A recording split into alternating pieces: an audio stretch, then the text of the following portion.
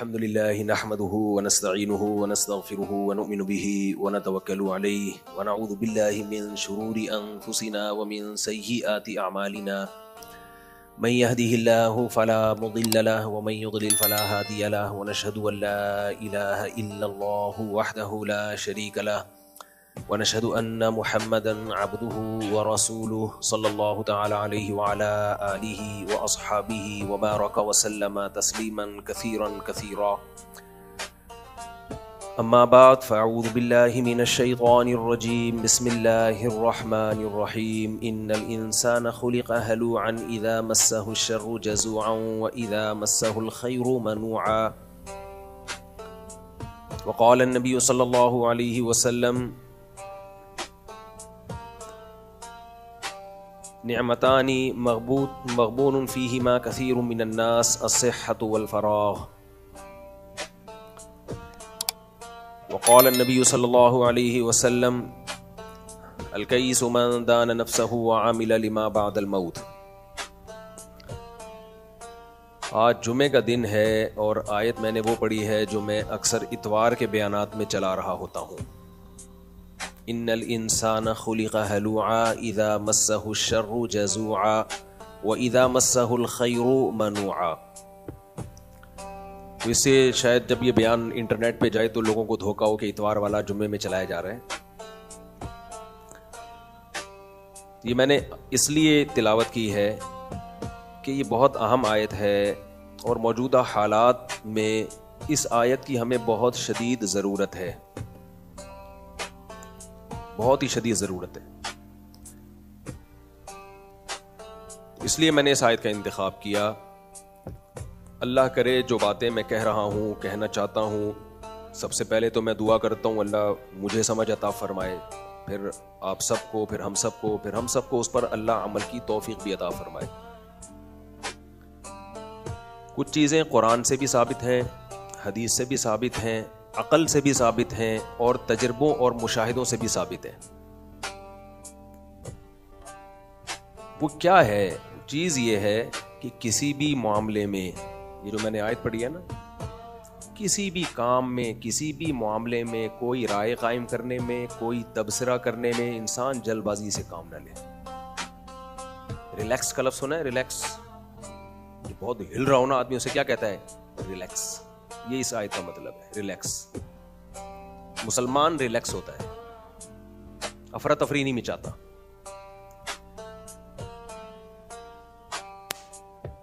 जबकि हमारे बहुत सारे काम अफरा तफरी में हो रहे हैं। बदगुमानियां 2 मिनट में करते हैं हम, पगड़ियां 2 मिनट में उछालते हैं, इल्जाम तराशियां 2 मिनट में, इधर की सुनी उसको बुरा भला कहना शुरू कर दिया। और ये होता क्यों है? या तो हमें किसी से बहुत ज्यादा अकीदत हो जाती है या किसी से बहुत ज्यादा नफरत हो जाती है। जब नफरत हो जाती है तो उसके खिलाफ कोई भी बात आई बस उठा के बुरा भला कहना शुरू कर दिया। अकीदत हो गई तो कोई भी उसके खिलाफ बात आई तो एकदम जज्बाती हो गए कि हमारे बड़े को ऐसा क्यों कह रहे हो। ये जज्बातीपन इंसान में आता है गुस्से से। दुनिया में सबसे कामयाब इंसान वो है जिसे अपने गुस्से पे कंट्रोल हो। दुनिया में सबसे कामयाब इंसान वो है जो किसी भी फैसले में, किसी भी राय को कायम करने में जल्दी ना करे। नबी सल्लल्लाहु अलैहि वसल्लम के पास एक सहाबी आए, अर्ज किया कि या रसूल अल्लाह, आप मुझे नसीहत कीजिए। आप सल्लल्लाहु अलैहि वसल्लम ने क्या फरमाया? ला तग़ज़ब, गुस्सा ना करो। फिर उन साहबी ने अर्ज किया या रसूल अल्लाह, और कोई नसीहत कीजिए। आपने फिर फरमाया ला तग़ज़ब, गुस्सा मत करो। फिर उन साहबी ने फरमाया या रसूल अल्लाह, नसीहत कीजिए। फिर आपने फरमाया ला तग़ज़ब, ला तग़ज़ब, ला तग़ज़ब, ला तग़ज़ब, एक ही नसीहत, गुस्सा मत करो। फरद्ददा मिरारन, बार बार उन अल्फाज को नबी सल्लल्लाहु अलैहि वसल्लम ने रिपीट किया। हमारे सियासी हालात आप देख लें, सियासी लीडर एक दूसरे के खिलाफ और उनके जो फॉलोवर्स होते हैं कितनी जल्दी जज्बाती हो जाते हैं, एकदम फतवे लगाना शुरू कर देते हैं। घरों में कहीं लड़ाई हो जाए भाइयों की या और रिलेटिव्स की, रिश्तेदारों की, एकदम बात बात पे तमाशे बनाना शुरू कर देते हैं, 2-2 फुट उछलना शुरू कर देते हैं, जबान कंट्रोल से बाहर। गालियां, बदतमीजियां, ना बाप का फ़र्क, ना बहन का फ़र्क, ना भाई का फ़र्क। ये जल्दबाजी की वजह से इंसान की ज़बान बहुत तेज़ चलती है। नबी सल्लल्लाहु अलैहि वसल्लम ने इरशाद फरमाया, जो मुझे दो चीज़ों की ज़मानत दे मैं उसको जन्नत की ज़मानत देता हूँ। फरमाया, एक शर्मगाह और एक ज़बान। इन्न सम्अ वल बसरा वल फुआदा कुल्लु उलाइका कान अन्हु मसऊला। हमारे जिस्म के जितने भी आज़ा हैं, अल्लाह कहते हैं कि इनके बारे में तुमसे सवाल होगा। मुंह से नहीं, ये नहीं कि मुंह से निकल गया तो भाई माजरत कर लो। या बनी आदम कुल्लुकुम खत्ताऊन व खैरुल खत्ताईन अत्तव्वाबून। तुम सब गलती करने वाले हो और बेहतरीन गलती करने वाले कौन है? जो तौबा कर ले। ना तौबा होती है, गलतियों पे गलतियां हो रही हैं। तो हमेशा, अच्छा, जो आदमी जल्दबाजी जिसकी तबीयत में होती है वो डिप्रेशन में बहुत रहता है हर वक्त, क्योंकि वो मनफी सोचना शुरू कर देता है, उल्टा। हर चीज में क्या सोचता है वो? उल्टा। हर चीज गलत हो रही है, हर चीज उल्टी चल रही है, सब लोग गलत हैं, सब यहूदी एजेंट हैं, सब इस्टेब्लिशमेंट के एजेंट हैं, सब इंडिया के एजेंट हैं, सब पागल हैं, सबका दिमाग खराब हो गया, सारे डॉक्टर बोलो गलत हैं, सारे हकीम 2 नंबर हैं, सारे सियासतदान बेगैरत हैं। 2 नंबर का लफ्ज़ थोड़ा हल्का था, यानी है नहीं हालांकि। तो क्योंकि मैं भी जज्बाती हूँ ना, मैं भी इसी सोसाइटी में पैदा हुआ हूँ ना, तो मैं तो इसलिए कह रहा हूँ, मैं जो बातें करता हूँ ताकि मेरी भी इस्लाह हो ना। वो 2 नंबर लफ्ज़ हल्का बहुत लग रहा था। सारे ऐसे ही हैं, सारे यूं, मैं सही हूं, बस मैं सही हूं। मौलाना शरफ अली थानवी रहमहुल्लाह ताला कहा करते थे कि जो ये कह रहा हूं ना, ये भी गलत है, ये भी गलत है, ये भी गलत है। आजकल एक ट्रेंड चला हुआ है अपने मुल्क का नेगेटिव पहलू दिखाने का, बहुत ज्यादा चल गया। ये पहले इतना नहीं था। जो दुनिया में कहीं जाता है ना, अगर रोड अच्छे बने हुए हैं, कितने अच्छे रोड एक हमारे हैं, अब ये कहने की क्या जरूरत है हमारे हैं, छोड़ दो। तो ये बोलो बहुत अच्छे रोड हैं। मैं तो अगर रोडों की बुराई करता हूं ना, उसको भी पॉजिटिव में ले जाता हूं। देखो कराची के रोड, कराची में कब्ज की बीमारी आम है या नहीं है? बताओ। अगर ये सही रोड होते तो कब्ज खत्म होता? कितना बड़ा अल्लाह का फजल हो गया यार। बाइक पे जा रहे होते, दौड़ करके बाइक गिरती है, 3 दिन का कब्ज नहीं वो तो वैसे कौन सा बना रहे हैं, ये कह रहे ये बयान सुन के अब तो हुकूमत और भी नहीं बनाएगी, तो वैसे कौन सा बना रही है हुकूमत। तो टेंशन में मत जाओ यार। ठीक है, रोड टूटना टेंशन है, इतनी बड़ी नहीं है जितनी मुसल्लत कर ली है। काम फिर भी हो रहे हैं, गधे घोड़ों पे भी हो जाते हैं काम। जो जिसका काम है उसको करने दो ना। एक साहब मेरे पास आए और कहने लगे कि यार ये फौज हर चीज में क्यों घुसी हुई है? इलेक्शन में फौज जिसको चाहती है जिताती है, और ये क्या है, यूं बहुत ज्यादा। मैंने कहा मेरे मशवरे से नहीं घुसी हुई तो मैं क्यों टेंशन लूं भाई? क्या ख्याल है भाई? मेरा कोई लेना देना नहीं है। फौज और कुछ नहीं तो ये टेंशन लेके बैठ जाओ। मैंने कहा ये टेंशन सियासतदानों को होनी चाहिए, सियासतदानों को होनी चाहिए, जो हमारे सियासी लीडर्स हैं उनको ये टेंशन होनी चाहिए। क्या ख्याल है? क्योंकि किसी ने जीतना होता है, जितवा किसी और को दिया जाता है, ये उनकी टेंशन है। अब आप कहोगे भाई जब उनकी टेंशन है तो जब वो मेरे पास आएंगे तो फिर मैं उनको क्या कहूंगा? सवाल पैदा होता है। कोई सियासतदान आ जाए, मुस्लिम लीग का हो या पीपल्स पार्टी या किसी भी जमात का, और मेरे पास आके कहे कि यार मुफ्ती साहब ये तो फौज जिसको चाहती है जितवाती है, तो ये क्या हो रहा है हमारे साथ, ये फौज मुदाखलत क्यों कर रही है? तो मेरे पास उनकी टेंशन खत्म करने का भी जवाब है कि आपकी बारी में भी फौज नहीं जितवाया था आपको, ये उस वक्त कहते आप। समझ में आ रही है बात? जब आप आए थे तो कौन सा अवामी ताकत से आए थे? आपके पीछे भी क्या थी? एस्टेब्लिशमेंट थी। तो ये सियासतदान खुद ही फौज की इन्वॉल्वमेंट को इन्होंने रखा हुआ है। हमको बेवकूफ बना रहे हैं सब मिलके कि हम डिप्रेशन लें। हमारे पास खड्डों की टेंशन, गटर के ढक्कनों की टेंशन बहुत है, हमें मजीद टेंशन लेने की जरूरत। जब सियासतदान का मफाद होता है तो कहते हैं ठीक है जी आइए आप, और जब नहीं होता तो ये देखो इन्होंने इलेक्शन में धांधली की। तो कौन सा पहली दफा धांधली हुई है? पहली दफा हो रही होती है ना, हम टेंशन में जाते हैं, हर दफा ही होती है भाई।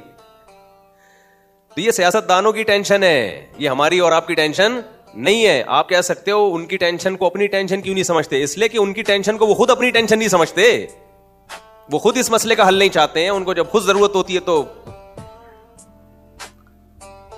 पहले जब गवर्नमेंट बनी है, इससे पहले वाली वो भी फौज ने बनाई है, ये वाली भी फौज ने बनाई है, उससे पहले वाली भी फौज ने बनाई थी, तो वो भी तो तुम ही बने थे उस वक्त, तो तुम सब तारीफें करते थे, माशाल्लाह जिंदाबाद, आर्मी चीफ भी जिंदाबाद, आर्मी भी जिंदाबाद।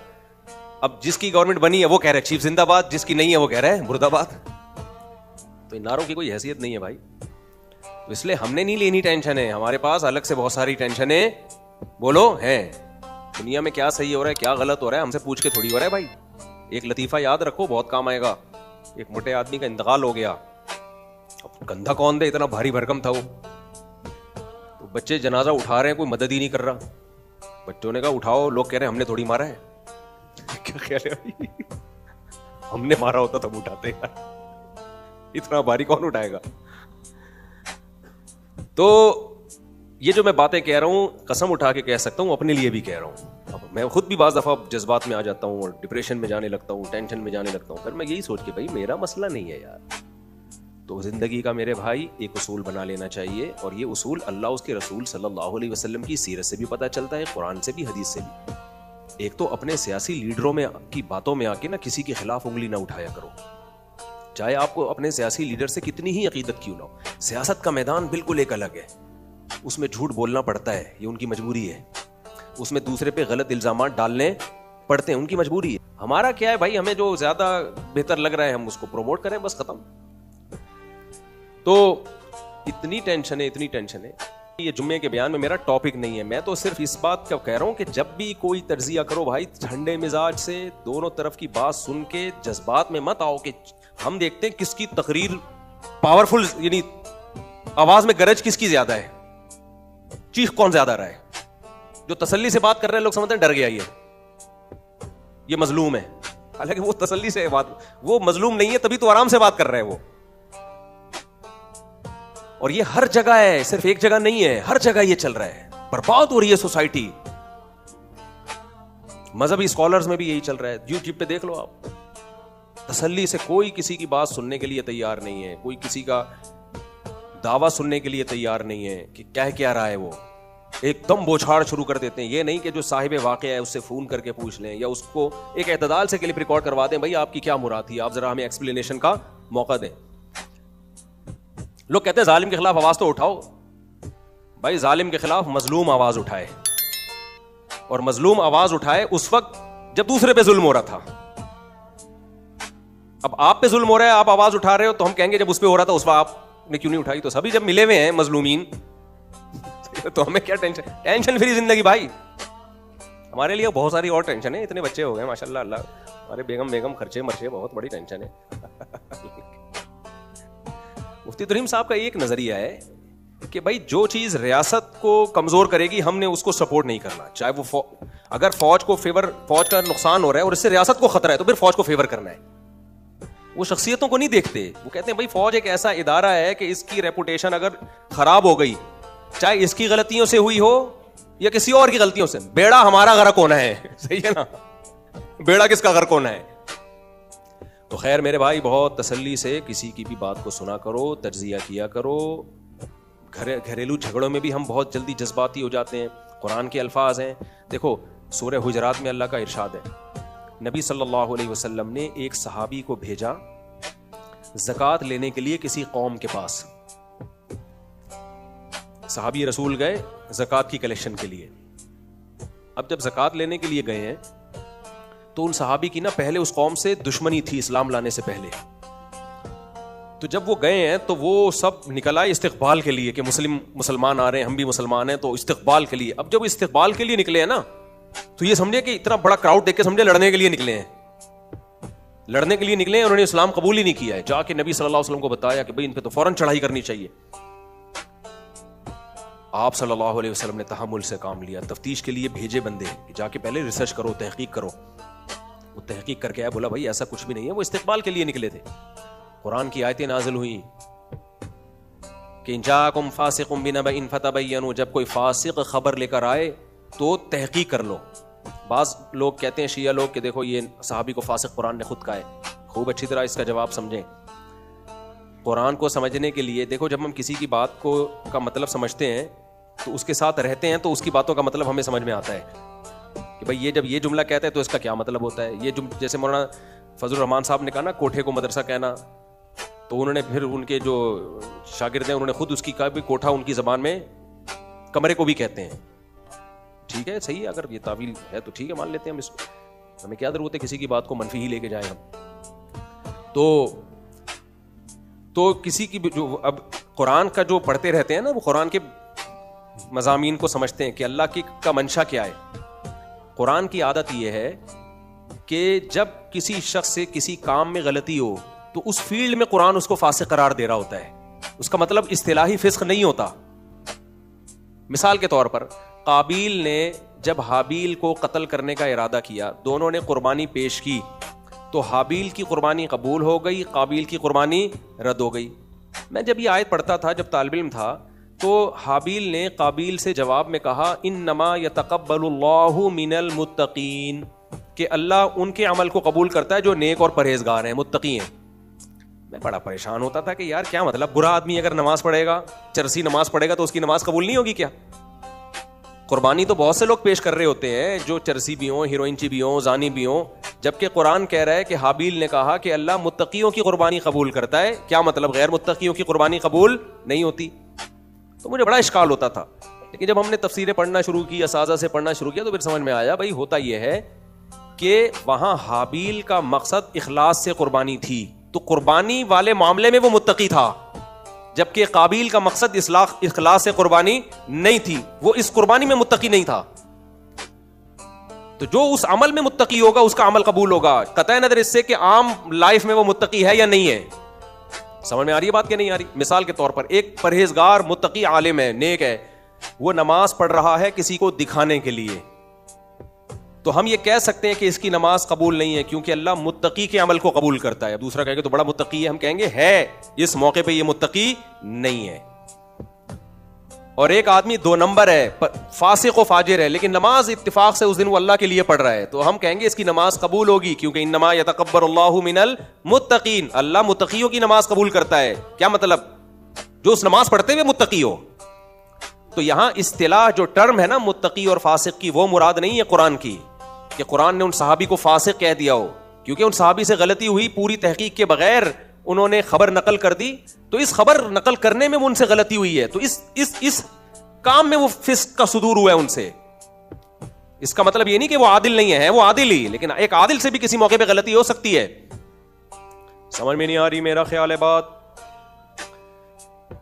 तो कुरान कह रहा है कि तहकीक के बगैर कोई खबर कबूल मत किया करो। आज हमारी बॉस, अब जब नबी सल्लल्लाहु अलैहि वसल्लम ने तहकीक के लिए भेजा, बताया चले तो मुसलमान है, कितना जबरदस्त नुकसान हो जाता उनको, पूरी फौज आ रही होती लड़ने के लिए, कौन तफ्तीश करता फिर? फतुस्बिहु अला मा फअलतुम नादिमीन, अल्लाह ने फरमाया अगर नबी इस तहकीक को ले लेते और हमला कर देते तो तुम्हें निदामत होती उस पर कि हमने अपने ही मुसलमानों को कितनों को कत्ल, क्योंकि जंग में फिर नहीं देखा जाता, तो तहकीक का मौका नहीं मिलता, फिर तो जिसने पहले फायर किया वो जीतता है। फिर ये थोड़ी होता है कि तलवार रखे खड़े, बता तू क्या है, इतनी देर में तो वो काम तमाम कर देगा। वो है ना, एक पागल आदमी ने डकैती की, छोड़ो अभी लंबा वाकया है, तो वो बांध के ना बंदूक लेने गया हुआ था घर पे, कि भूल आया हूं मैं, खैर। तो तहम्मुल, बुर्दबारी, नबी सल्लल्लाहु अलैहि वसल्लम ने एक सहाबी से फरमाया इन्न फीका खसलतैन युहिब्बुहुमुल्लाहु व रसूलुहु, तुम्हारे अंदर 2 खूबियां ऐसी हैं जो अल्लाह उसके रसूल इन खूबियों को पसंद करते हैं। क्या देखो, नबी सल्लल्लाहु अलैहि वसल्लम ने किसी के चेहरे पे तारीफ करने से मना किया है, क्योंकि इससे इंसान खुद पसंदी में मुब्तला होता है, उजब में आता है, वो समझता है हम चुमा दीगरे नीस, हम जैसा दुनिया में कोई भी नहीं, हम में से हर शख्स ये समझता है मुझसे ऐसा दुनिया में कोई भी नहीं है जी। हाँ, तारीफ करने से नबी सल्लल्लाहु अलैहि वसल्लम ने मना किया है, लेकिन इसके बावजूद आप सल्लल्लाहु अलैहि वसल्लम ने बात, अच्छा पहले मैं वो बात मुकम्मल कर दूं पाकिस्तान वाली। बाहर मुल्कों में जा रहे होते हैं वे लोग, ये इतना अच्छा रोड, हमारा इतना गंदा। भाई कुछ चीज़ें हमारे यहाँ बहुत अच्छी हैं, उनके यहाँ अच्छी नहीं है, तो वो भी साथ साथ लाया करो। फिर इतना गंदा मुल्क नहीं है हमारा, इतना हर चीज़ में नहीं खराब है। इतने लोग जिंदा कैसे हैं? लोग कहते हैं हाय हाय भूख से मर रहे हैं, लेकिन बहुत सारे मुल्कों में मर रहे हैं। अभी अफ्रीका के बाज़ मुल्कों से मैं होकर आया हूं, ऐसे ऐसे करप्ट हुक्मरान हैं, आप अपने हुक्मरानों को बोलोगे जिंदाबाद भाई,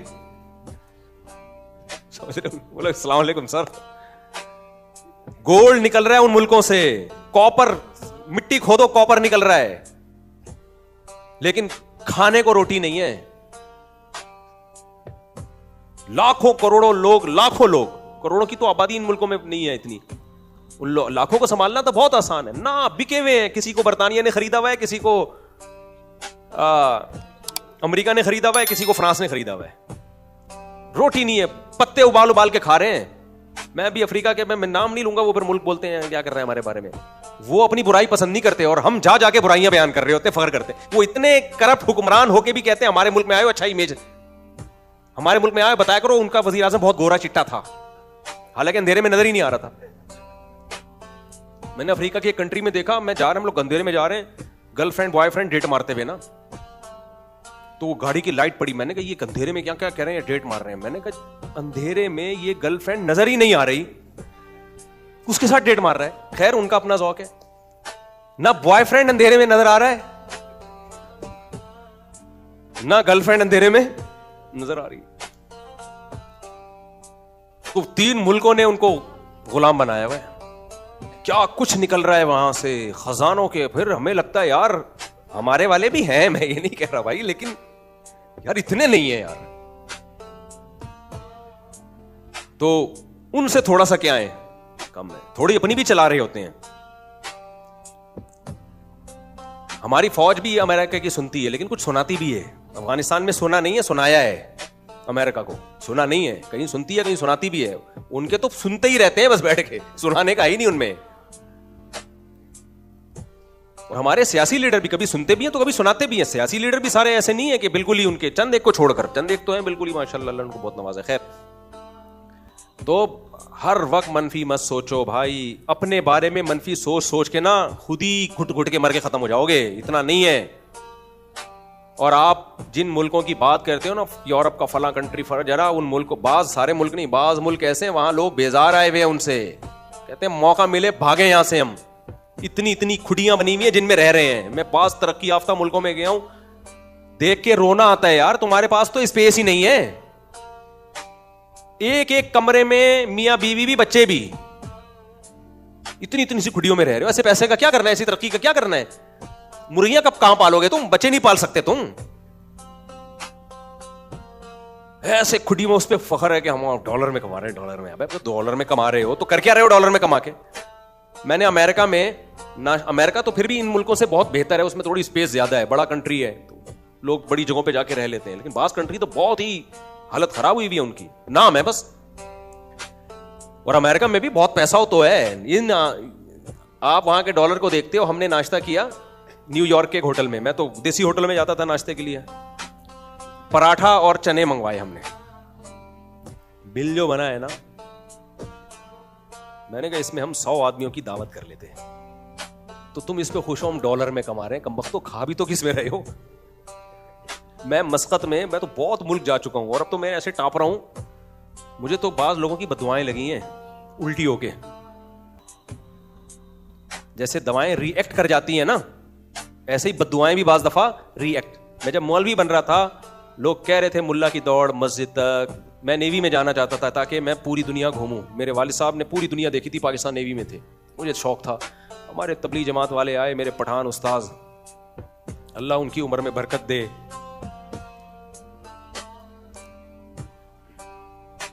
उन्होंने 3 दिन मुझ पे मेहनत की सरोजे की जमात में। बोला मौलवी बनो, मौलवी बनो। मैंने कहा मैं नहीं बनूंगा मौलवी। उन्होंने मुझे पैसे देना शुरू किया, हदिये। मैं 17 साल का था। मुझे याद है एक दफा ले गए, पेप्सी पिलाई उन्होंने। मोहब्बत से इंसान का दिल पिघलता है। तबलीग वालों में आपको मोहब्बत नजर आएगी। एक मौलाना साहब अभी तबलीग के खिलाफ तकरीर कर रहे थे कि ये बुरे को बुरा नहीं कहते, चोर को चोर नहीं कहते, इनकी बुराई कर रहे थे। आपने चोर को चोर कह के कौन सी तौबा करवा दी है? शरीयत काम को देखती है, काम क्या हो रहा है, तरीके को फोकस नहीं करती है। अगर आपने चोर को चोर कह के तौबा करवा दी, बहुत अच्छी बात है, और चोर को चोर कह के उसके दिल में नफरत डाल के और चोरी पे पक्का कर दिया, फिर क्या काम कर दिया आपने? तो मैं 3 दिन उन्होंने मेहनत की, बोतलें पिलाई। बोला यार, मुझे उनका ख्याल था मेरे बारे में, मैं नहीं कह रहा, उनका ख्याल था ये एक्स्ट्राऑर्डिनरी ज़हीन है। तो उन्होंने कहा मदरसे में जाओ, मदरसे में जाओ, अल्लाह तुमसे दीन की खिदमत लेगा। मेरे मौलवियों से अल्लाह माफ़ फरमाए, मेरा अपना कसूर था, मुझे तो ये टोपी से ही वो तो हम तो जाते थे यूं यूं करके कॉलेज में पफे मनाया करते थे, टोपी हम यूं करके पहनते थे। नमाज में शुरू से ही पढ़ता हूँ अल्हम्दुलिल्लाह, तो अल्लाह का शुक्र है मेरे ज़िम्मे कोई क़ज़ा नमाज नहीं है। तो टोपी यहाँ रखते थे ताकि बाल ख़राब ना हो। तो ऐसा आदमी मौलवी किधर बनेगा। मदरसे में जाते ही टेंट करवाई उन्होंने, सबसे पहले उस तरह फिरवाया। क़यामत बन के वो मेरे ऊपर वो दिन मुझे याद है। खैर, तो उन्होंने इतना आराम किया, इतना समझाया, मोहब्बत दी। बिल आखिर हमारे हजरत एक शेर पढ़ा करते थे, ये जजीरा भी बिल आखिर ज़ेर आब आ ही गया। और जब मैं मदरसे गया हूं 2 साल बहुत टेंशन में गुजारे हैं, छुप छुप के रोता था मैं, क्योंकि कॉलेज की जिंदगी और मदरसा भी मुफ्ती रशीद अहमद साहब का, वो बहुत उनके यहाँ सख्ती थी। तो वो इतनी सी जगह पे वो सारी दोस्तियां खत्म, जगोले गंडे और यूं यूं करके बाल बनाना और स्टाइल मिस्टाइल, जो हमारे क्या स्टाइल थे अल्लाह माफ़ फरमाए, अस्तगफिरुल्लाह, किसी बुराई में नहीं गए अल्हम्दुलिल्लाह, कोई लड़कियों का पीछा, ये गैर अखलाकी कामों में नहीं गए हम, अल्लाह ने बचाया, हमारा अपना कमाल नहीं है बाकी सारे तो। लेकिन वो जब आए हैं तो बिल्कुल, लेकिन हमने बस अल्लाह ने ऐसी हिम्मत दी, मैंने कहा भाई अब मेरी कब्र बनेगी तो यहाँ बनेगी। अब मैं रिवर्स, उस वक्त जो मुझे ताने मिलते थे ना कि क्या हो गया तुम्हें यार, कंप्यूटर का कोर्स करते, ये करते, फौज में जाते, नेवी में जाते, फलाना करते, क्या हो गया। रहिमहुल्लाह ताला बड़े बुजुर्ग गुजरे, कादियानियत के खिलाफ बड़ा काम किया, मौलाना बदर आलम मीरठी रहमतुल्लाह अलैह के शागिर्दों में से। उनकी उम्र भी बड़ी लंबी थी। तो एक दफा हमने पूछा, हजरत माशाल्लाह आपकी उम्र भी है इतनी, कहते हैं मेरी उम्र लंबी सिर्फ कादियानियों की बद्दुआओं की वजह से है।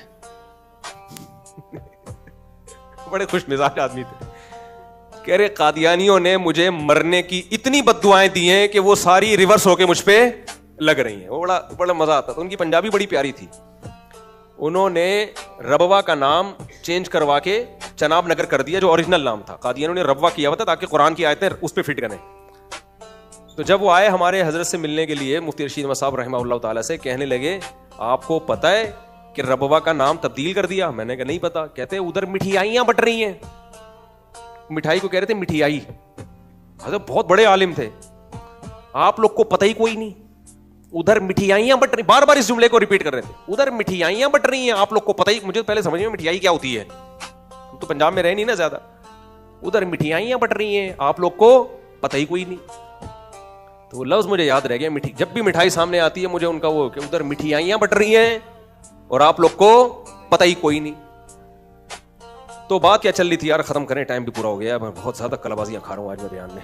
जी भाई, हाँ वो मैं हदीस पूरी करूं तो मैं पाकिस्तान का ना कुछ मुस्बत पहलू भी दिखा दिया करो जाके। बहुत सारी चीजें हमारे यहाँ बहुत अच्छी भी हैं, मोहब्बतें हैं लोगों में। खुदा की कसम, जो चैरिटी हमारे यहाँ से होती है ना, ठीक है, हुक्मरानों में 2 नंबरी होगी, आवाम बहुत जरखेज है, जमीन बड़ी जरखेज है, फलों के जायके। अभी मैं गया हूं अफ्रीका का आम बहुत मीठा था, बहुत अच्छा था बेशक। जब अपने घर में आए, दरवाजा खोलते कीनू माल्टों की खुशबू, ये खुशबू आपको वहां नहीं मिलेगी।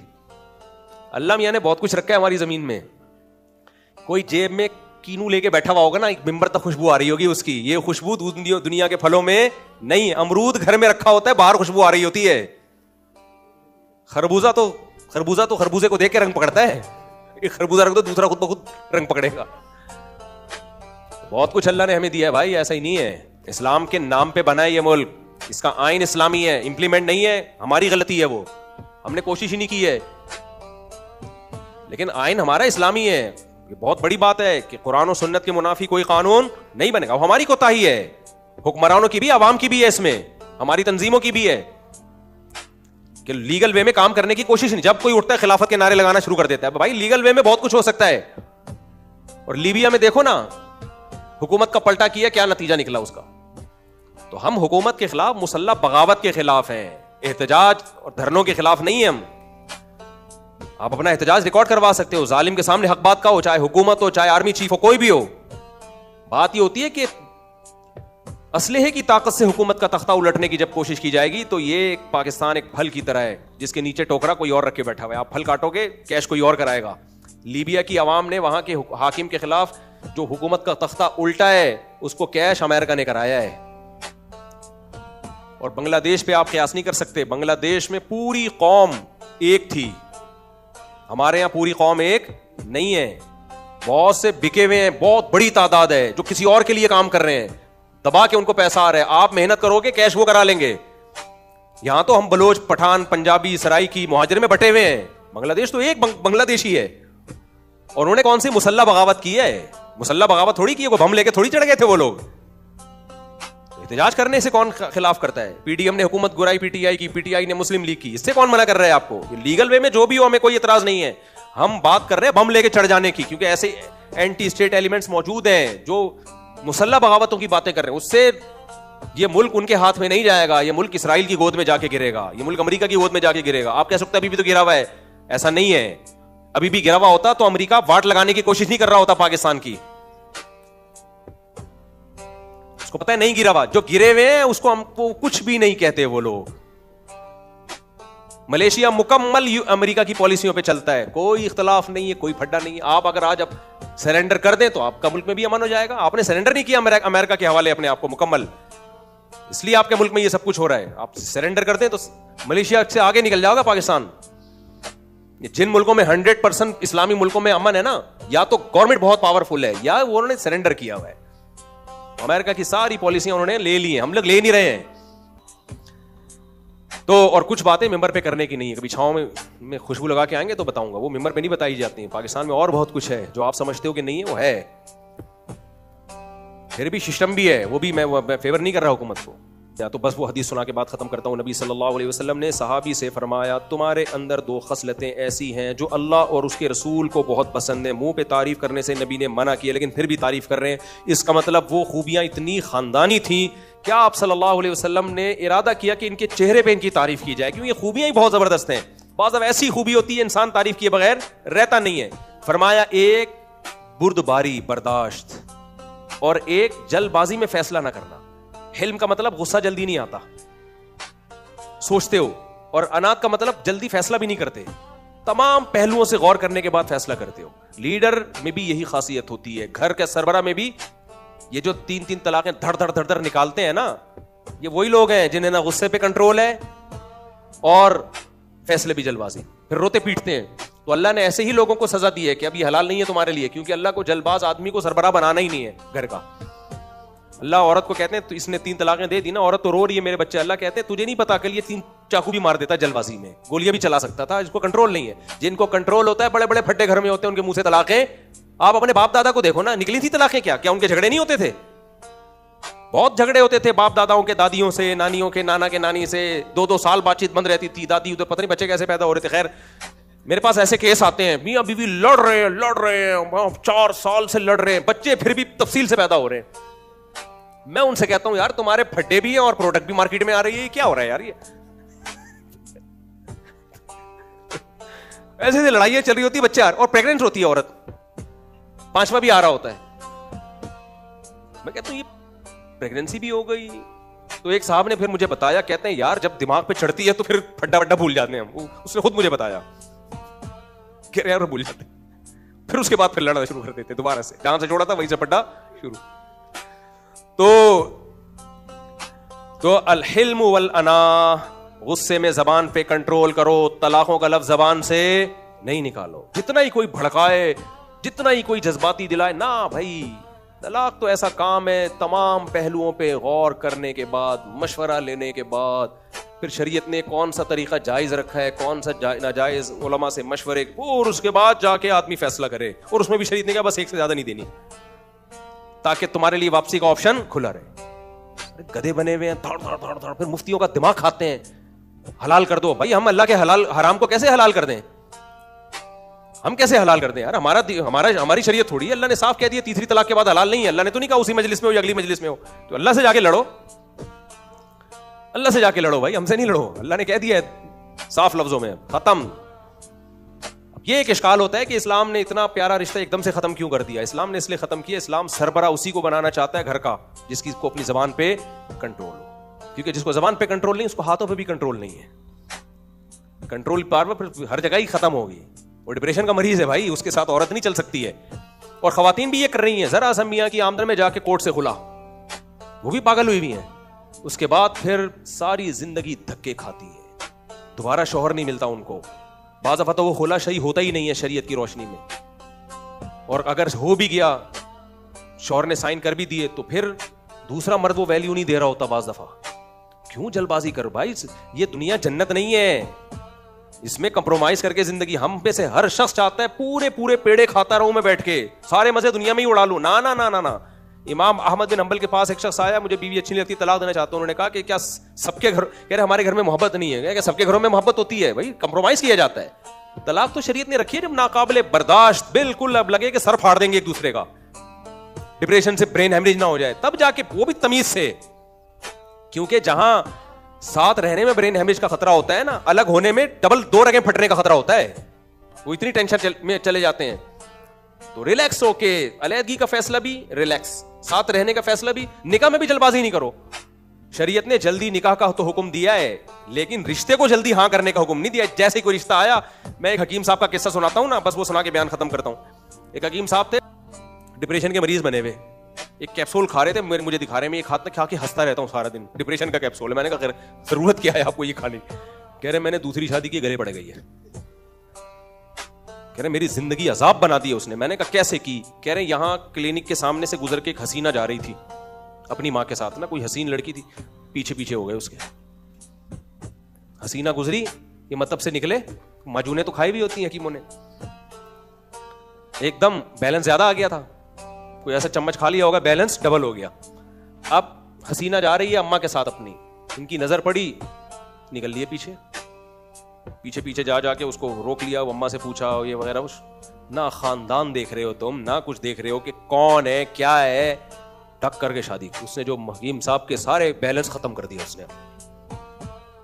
आपको किसी को पता नहीं होगा किसकी बात कर रहा हूं, इसलिए वो गीबत की बात नहीं है। तो बेड़ा गर्क कर दिया बेचारे का। तलाक भी नहीं दे सकते, कह रहे मारेंगे इसके रिश्तेदार इतने। तो जल्दबाजी का फैसला। आज नौजवानों अक्सर इश्क मुआशका हो जाता है, शक्लों पे मर रहे होते हैं, बस शक्ल अच्छी लगी। भाई हम जो कहते हैं ना, जो अच्छी लगे निकाह का पैगाम भेजो, तो अच्छी लगने का मतलब वो नहीं है जो आप समझ रहे हो। सिर्फ शक्ल नहीं है, अच्छी लगने का मतलब बहुत मा ताबा लकुम मिनन निसा, जो कुरान कह रहे हैं जो तुम्हें अच्छी लगे, उसका मतलब जो किसी मसलक से तुम्हें मुनासिब लगे। बहुत सारी चीजें उसमें, एकदम जो रिक्शे में बैठी हुई वही उसके पीछे निकल रही है। कितने मोबाइल वालों के पास कोई लड़की बैलेंस डलवाने आई है और उस बैलेंस के बाद उनकी शादी हो गई उससे। कुछ की तुक्का लग भी जाता है, कामयाब भी हो जाती है। भाई ये क्या यार, बैलेंस डलवाने आई है और बस आपने उसको पसंद किया और शादी कर ली। क्या कह रहे हैं ये इशारा कह रहे हैं? अच्छा ये कह रहे हैं बाज दफा उनके पीछे भी चले जाते हैं जल्दबाजी। ये रिपोर्ट है इनके पास। खैर बहरहाल भाई, तो एक उसूल मुझे भी बनाना चाहिए, आपको भी। हमेशा कोई तज्जिया करना है, कोई राय देनी है, कोई फैसला करना है, तो हमने जल्दबाजी से काम नहीं लेना। और ये लफ्ज रिलैक्स, अपने आप को भी जब भी आप एकदम यूं जाओ ना, एकदम कोई फैसला, अपने आप को बोलो रिलैक्स। क्या बोलो? रिलैक्स। ठंडा पानी रहो, ठंडे पानी से नहाने से बड़ा फायदा होता है, सर्दियों में ठंडे पानी से नहाया करो, रिलैक्स हो जाता है आदमी। पांच दफा तो ऐसा होता है कि किसी वहीं बैठा रहता है। अल्लाह ताला समझने की, अमल की तौफीक अता फरमाए। मुफ्ती साहब, मुझे आपसे एक ज़रूरी बात करनी है और वो मैं सबके सामने नहीं कर सकता। मैं पहले भी आया हूँ लेकिन बात करने का मौका नहीं मिला। इतनी लंबी तो बात कर दी तुमने। फिर पिछले जुम्मे आया लेकिन आप नहीं थे, आज फिर आया हूँ। अगर आप आज अकेले मेरी बात सुनने, आपकी मेहरबानी होगी। मुझे किसी चीज़ की इजाज़त लेनी है। दरअसल मैं थोड़ा दूर से आता हूँ। कहा भाई पूरा लेटर में वो बात ही लिख देते। कहाँ कौन साहब हैं ये? अच्छा 2 मिनट मिलते हैं। पैसे वैसों का ताउन नहीं करता, मैं ये बता दूंगा। ये पहले बता दूं, अगर इस सिलसिले में मिलने आए तो एक धेला नहीं मिलेगा। ताउन करता हूं तो वो जो आए तो उसके साथ नहीं करता, जिसका मुझे खुद से पता चल जाए गरीब मिस्कीन है, उसके साथ ताउन करता हूं मैं। पॉलिसी ये बनाई हुई है, क्योंकि मैंने 2-4 दफ़ा ऐसे किया तो फिर मेरे लिए मुसीबत बन गई। तो इस्लाम में 1.25 लाख कलमे की क्या हैसियत है? क्या मतलब 1.25 लाख? फ़ज़ाइल अमाल में लिखा है ना 1.25 लाख कलमा, वो 70,000 या 1.25 लाख ऐसे है ना, तो वो हदीस सनद के लिहाज से ठीक नहीं है।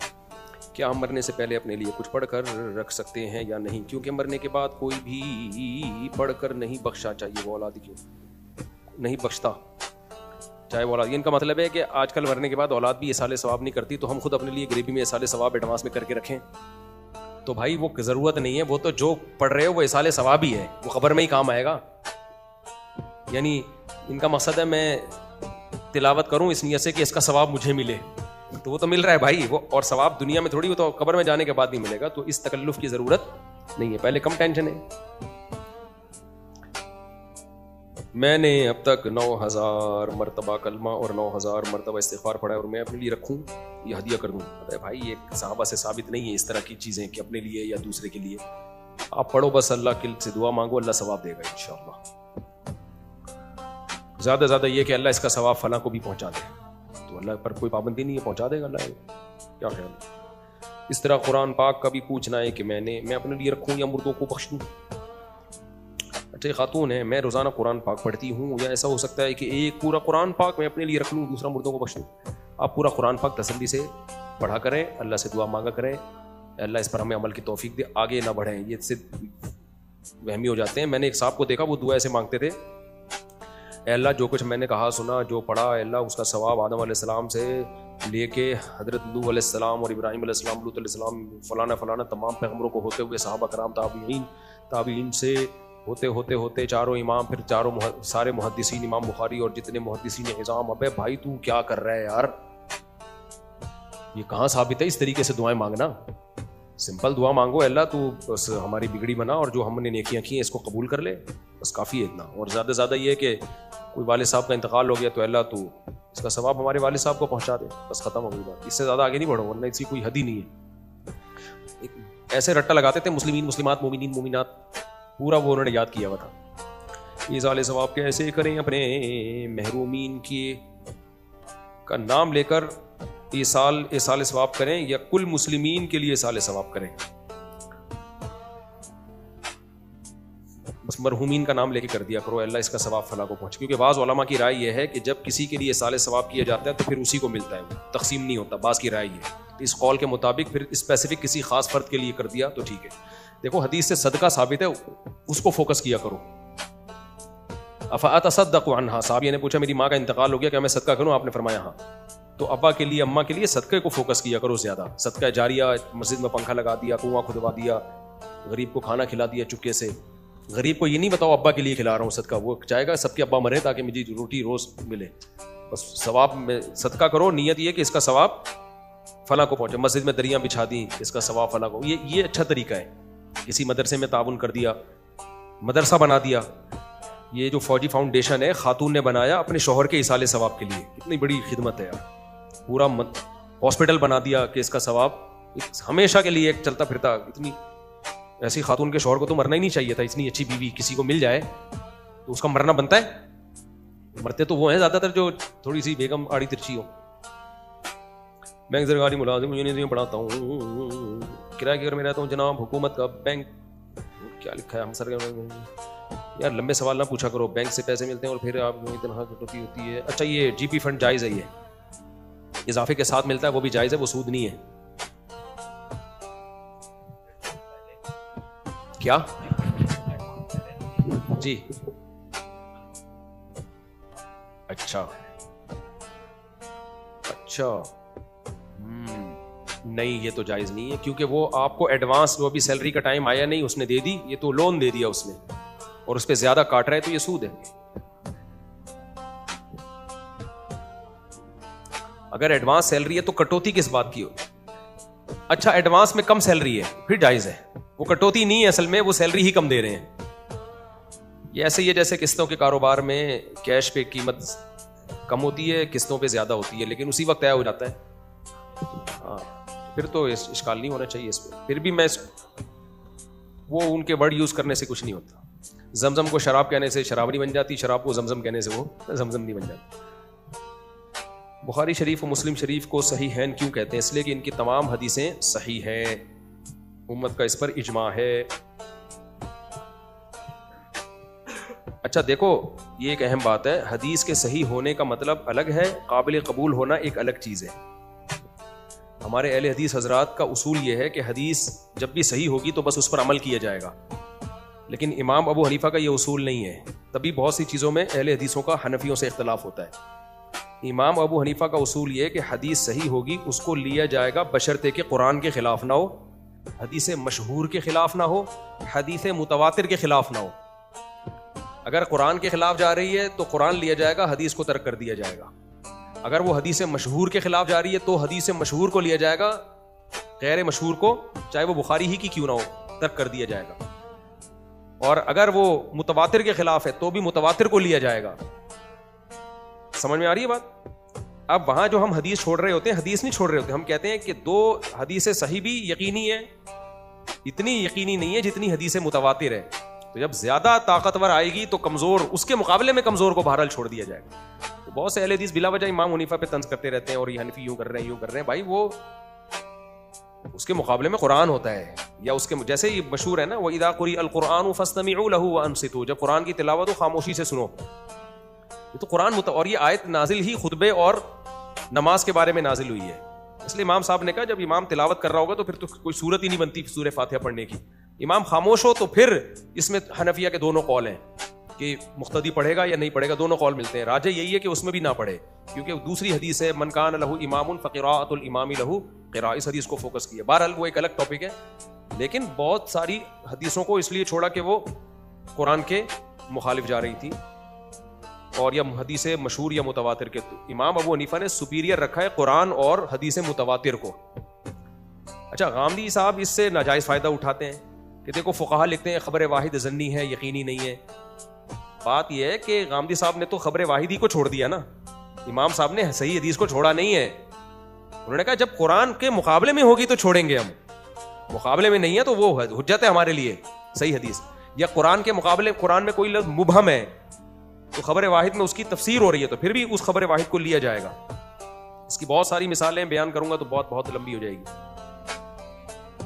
अच्छा भाई, हनफी क्या लिखा है, बाकी 4 क्यों है, फ़िक़ा सिर्फ 4 क्यों है, और हजरात साहिबैन भी तो मुज्तहिद थे, इनका अपना फ़िक़ा क्यों नहीं। फ़िक़ा सिर्फ 4 इसलिए हैं, ये ऐसे ही है कि हदीस की मशहूर सिर्फ 6 किताबें क्यों हैं। भाई ये तकवीनी काम है कि हुआ ऐसा ही है, ठीक है ना। 5वां कोई ऐसा मुज्तहिद आया ही नहीं है जिसने बाकायदा फ़िक़ा को मुरत्तब किया हो, क्योंकि जब 4 फ़िक़ा मुरत्तब हो गए थे तो उम्मत इस पे जमा हो गई, 5वें की ज़रूरत रही नहीं। दाऊद ज़ाहिरी का भी मज़हब चला कुछ वक्त तक, लेकिन वो ख़त्म हो गया, उसमें इतनी अट्रैक्शन नहीं थी, इतनी जान नहीं थी। तो इसलिए ये तकवीनी काम है, अल्लाह की तरफ से ऐसा हो गया। यानी ये कोई ये है कि हदीस की इतनी किताबें क्यों हैं, भाई लिखी जितनी है उतनी होंगी ना, उससे ज़्यादा है नहीं। अब कोई मजीद किताब लाएगा वो नहीं कबूल की जाएगी। तो इसी तरह 4 फ़िक़ा इमाम आइम्मा मुज्तहिदीन ने मुरत्तब कर लिए, उम्मत ने उसी को मान लिया, उसकी ज़रूरत नहीं रही किसी 5वें की, क्योंकि वो सब कुछ इसी 4 में आ गया था, इसलिए ज़रूरत नहीं रही। वो अहले हदीस हज़रात ने मेरा वो क्लिप बहुत चलाया, मैंने कहा भाई आप भी एक 5वां फ़िक़ा मुरत्तब कर लें कुरान और सुन्नत से, तो जहाँ 4 है हम 5वां भी मान लेंगे, लेकिन कोई मुरत्तब तो करें ना, कोई तरतीब तो हो ना। अहले हदीस में तो हर शख्स की एक अलग राय है, वो अलग फतवा, वो अलग, इससे तो उम्मत का बेड़ा गर्क हो जाएगा। तो उसका वो हजरात जवाब दे रहे हैं कि हमारा फ़िक़ा तो पहले ही हो चुका है, हमें तो फ़िक़ा शिक़ा की ज़रूरत ही नहीं, हम तो कुरान और सुन्नत को मानते हैं। तो अबे भाई ये इमाम हनीफा के तौरात इंजील को मानते थे, इन्होंने कुरान और सुन्नत ही से रिटर्न फॉर्म में तरतीब से मसाइल लिख लिए, इसको फ़िक़ा कहते हैं। तो आपकी भी तो फतवे की किताबें हैं ना, इसी को तो हम फ़िक़ा कह रहे हैं। आप ना कहें तो ये नाम का इख्तलाफ हो गया ना। तो आप ऐसे कुरान और सुन्नत ही से मसाइल निकाल के आप भी किताबुल वुज़ू, किताब तहारा से लेके अज़ान और ये सारी जैसे फ़िक़ा की तफसील है, हर चीज़ हमें फ़िक़ा की किताब में मिलती है। तो आपको अगर इन 4 पे एतमाद नहीं है तो आप एक 5वीं चीज़ मुरत्तब करके लिख लें। इसमें कोई ये ऐसा बात, ये तो फेवर दे रहा हूं मैं अहले हदीसों को, ये मुरत्तब तो होना, ताकि हम कहें इस मसले में अहले हदीस की ये राय है। तो राय नहीं, वो तो वो उसके वहाँ का अहले हदीस की कुछ होती है, वहाँ की कुछ होती है, वहाँ की कुछ होती है। तो आवाम को ऐसे थोड़ी बेलगाम छोड़ा जा सकता है कि अपनी मर्जी के जिस मुफ्ती पे चाहे अमल कर लो। तो अहले हदीस इसका जवाब देते हैं, हम जिसकी बात हमें कुरान और सुन्नत के ज़्यादा करीब लगती है हम उसकी बात को लेते हैं। तो हम यही तो कह रहे हैं, जिसकी बात कुरान और सुन्नत की ज़्यादा करीब ले उसको लेके अपनी फ़िक़ा में शामिल कर लें। आप समझ में आ रही है बात? वही एक मुरत्तब करें जो आपको ज़्यादा अच्छी लग रही है। तो हम कुछ और नहीं कह रहे, वही कह रहे हैं। तो वो कह रहे नहीं हमारी जो है ना वो मुरत्तब हुई भी है या है ही नहीं, हमें ज़रूरत ही नहीं है। फिर वो ये भी जवाब देते हैं कि सहाबा किराम से पहले कौन सा फ़िक़ा, 4 इमामों से पहले कौन सा फ़िक़ा मुरत्तब था। बिल्कुल ऐसे ही है जैसे मुनकिरीन हदीस कहते हैं कि हदीस की किताबें बाद में लिखी गई हैं। सहाबा के दौर में हदीस की कितनी किताबें थी? अगर आपको एक किताब थी तो ये वाली तो नहीं थी ना, फिर भी बुखारी मुस्लिम थोड़ी थी। अबू बकर के दौर में तो कुरान भी मुरत्तब शक्ल में नहीं लिखा गया था, जब ज़रूरत हुई तो लिखा गया। तो ऐसे ही जब उम्मत दुनिया में फैली है तो इस्लामी कानून को भी A to Z मुरत्तब होके लिखा गया है। इमाम साहब के शागिर्द, अच्छा ये भी कहते हैं इमाम हनीफा की तो कोई किताब ही नहीं है, उससे क्या फ़र्क पड़ता है अगर उनके शागिर्दों ने उन किताब लिख के उनके अक़वाल को जमा कर लिया तो इसमें क्या है। बेकार बातों में उलझाया जाता है बिला वजह। इमाम साहब की तो कोई किताब ही नहीं, कोई फ़र्क नहीं पड़ता किताब ना हो, उनके शागिर्द, उनकी तहकीक तो है ना। इमाम मोहम्मद ने 6 किताबें लिखी हैं जो आज तक चली आ रही हैं, तो वो उसमें इमाम हनीफा के अक़वाल भी हैं, इमाम यूसुफ के भी हैं, इमाम मोहम्मद के भी हैं, और दलाइल से उनके तज्ज़िये भी हैं। फिर उस पर बहुत काम हुआ है, तो पूरी पूरी खिलाफतें चली हैं इस पर। तो मेरा ये मुतालबा जो अहले हदीस हज़रात से उनके फेवर में है कि भाई हम मान लेंगे बहुत से, क्योंकि देवबंदी बड़ी शिद्दत बरतते हैं अहले हदीस के बारे में, उनको अहले सुन्नत से खारिज कर देते हैं। हम तो खारिज नहीं कर रहे, लेकिन कह रहे हैं उम्मत को बेलगाम नहीं हम होने देंगे कि वो वहाँ से फतवा, वो बहुत से अहले हदीस मुझसे फतवा ले रहे होते हैं, मुझसे पूछ रहे होते हैं। मैं कहते हैं मुझसे क्यों पूछ रहे हो भाई? कह रहे भाई हमें जहाँ से भी ले लेते हैं। तो ये तो नहीं बात हुई ना कि जहाँ से भी मिल जाए। कहते हैं हमें जो कुरान और सुन्नत बयान करेगा। आपको अगर ये पता चल रहा है कि ये इसकी दलील सही है, इसकी दलील गलत है, तो आप खुद मुज्तहिद हैं। फिर तो आपको किसी से फतवा लेने की जरूरत है ही नहीं। आप तो फिर खुद बुखारी सामने रख के फैसला करो ना। आप क्यों एक विरासत का मसला ये कुरान देख के नहीं बता सकते, मुफ्ती की जरूरत पड़ती है। आप सूरह निसा में यूसीकुमुल्लाहु फी औलादिकुम पूरा रुकू है विरासत के, अल्लाह ने मसाइल बयान किए हैं। आपके अब्बा जब मरते हैं तो क्यों मुफ्तियों से राब्ता करते हो? कुरान का तर्जमा पढ़ो ना, बोलो अल्लाह ने साफ बिल्कुल वाज़ेह बताया, फिर भी नहीं समझ में आता पब्लिक के। इससे पता चलता है कुरान में जो मसाइल का इल्म है वो आसान नहीं है। ये जो कुरान ने कहा है ना, वलक़द यस्सरनल कुरआन लिज़्ज़िक्रि फ़हल मिन मुद्दकिर, हमने कुरान को आसान कर दिया है, तो इसमें अल्लाह ने खुद बता दिया नसीहत के लिए आसान कर दिया है कुरान को। नसीहत, वाज़ो नसीहत की बातें आसान है, जन्नत जहन्नम और रिश्तेदारी जोड़ना, सदका, तो ये आसान है। मसाइल आसान नहीं है कुरान में। यकीन ना आए तो तलाक के मसाइल निकाल लो, पता चल जाएगा, दिमाग सेट हो जाएगा आपका। विरासत के निकाल लो, नमाज पढ़ने का तरीका निकाल लो कुरान से आप। तो इसके लिए हदीस में जाना पड़ता है, और फिर हदीस से आगे इज्तिहाद भी है। अगर हदीस में भी सब कुछ एक्सप्लेन कर दिया होता तो नबी ये क्यों फरमाते इज़ा इज्तहदल मुज्तहिद, जब मुज्तहिद इज्तिहाद करता है, अगर दुरुस्त नतीजे तक पहुंचे 2 अजर, गलती करे तो भी 1 अजर, इसका मतलब उसमें गलती का भी इम्कान है। तो ये पूरा एक कुरान हदीस और फ़िक़्ह मिल के इस्लाम मुकम्मल होता है। तो कुरान हदीस तो हम सबके सामने, आगे उसमें फ़हम कि उससे निकाला क्या जा रहा है, तो वो जो फ़हम है वो हम कहते हैं मुजतहिदीन की फ़हम आज के मौलवियों की राय पर मुकद्दम होगी। और अगर अहले हदीस का ख्याल है कि नहीं हम उनकी फ़हम, अपनी फ़हम को उनकी फ़हम पे तरजीह देंगे, तो ठीक है आप दे दें, लेकिन फिर एक रिटन फॉर्म में मुरतब अपना एक मुरतब करें और अपना एक सिलेबस बनाएं, और फिर सब अहले हदीस उसको माने। जैसे फ़िक़्ह हनफी पूरी दुनिया में, शाम में जाओ, तुर्की में जाओ, सऊदी अरब में जितने हनफी हैं, और अफगानिस्तान, उज़्बेकिस्तान, सबका एक फ़िक़्ह है, सबके मदरसों में एक ही सिलेबस है। अफ्रीका में जाओ, शाफी फ़िक़्ह पूरी दुनिया में एक है, मालिकी फ़िक़्ह पूरी दुनिया में, यहाँ से चंद मसाइल में इख्तलाफ होता है जो जदीद है, कदीम में तो नहीं है इख्तलाफ। और अगर इख्तलाफ है भी तो ये पता होता है इसमें फतवे वाला कौल कौन सा है। किताबों में तो बहुत इख्तलाफ है, लेकिन फतवा एक पर ही होगा। लेकिन अहले हदीस हजरात में हर आदमी मुज्तहिद बना हुआ है। वो 3-3 साल पढ़ के भी, मैं अफ्रीका गया, 8-8 साल वहां पढ़ा रहे हैं। तो वहां भी कुछ अहले हदीस के मदरसे हैं जो अहले हदीस की नहीं कहते अपने आप को, वो वहीं के कुछ अलग ही चीजें हैं, वो भी डायरेक्ट कहते हैं 3 साल में मुज्तहिद बना रहे हैं वो, सही है ना। हमारा 8 साल में मुज्तहिद नहीं बन रहा, वो फिक़्ह का पाबंद है, और वो 3-3 साल में मुज्तहिदीन बन रहे। तो हर शख्स एक रॉकेट बना हुआ है, हर शख्स एक बम बना हुआ है, किसी भी वक्त कुछ भी फतवा दे सकता है वो। ये इस्लाम का नुकसान होगा। तो अहले हदीस में जो उलमा हैं जो ये समझते हैं कि हमारे अंदर इज्तिहाद की सलाहियत है, हमें किसी की इत्तिबा नहीं करनी है, तो ना करें वो। आप अगर समझते हैं, पब्लिक को आप वो रास्ता बताएं जिसमें उम्मत का इत्तिहाद। पब्लिक को आप ये बताएं भाई मेरी राय तो ये है, लेकिन चूंकि इसमें मुज्तहिदीन की राय कुछ और है, तो कुरान और सुन्नत तो उन्होंने भी समझा, मैंने भी समझा, मेरी राय ये है। अब अगर आपको मुज्तहिदीन की राय सही लगती है आप उसको फॉलो करो, तो मैं तो यही कहूँगा भाई, मैं तो अपनी राय पे भी मुज्तहिदीन की राय को तरजीह देता हूँ। फिर अहले हदीस कहते हैं हम अपनी राय नहीं लेते, हम सलफ की राय को लेते हैं। हम कुरान और सुन्नत में अपनी नहीं, असलाफ की राय को लेते हैं, ये भी गलत है। असलाफ की राय को सबसे ज़्यादा इन चारों इमामों ने फॉलो की है। अगर आप असलाफ की राय को ले रहे होते तो फिर आप औरतों की सिमट के नमाज के कायल होते, मर्दों की तरह नमाज के कायल नहीं होते, क्योंकि असलाफ औरतों के सिमट के नमाज के कायल थे। अगर आप असलाफ की राय को आप ले रहे होते तो आप 20 रकत तरावी के कायल होते। 20 के कायल ना भी होते तो कम से कम 16 के कायल होते आप, क्योंकि असलाफ में हमें 8 रकत तरावी पढ़ने वाले लोग नहीं मिलते। असलाफ ने इसको तरावी का नाम दिया इसलिए कि 8 थी नहीं, क्योंकि तरावी का लफ्ज 8 रकतों पे बैठता ही नहीं है।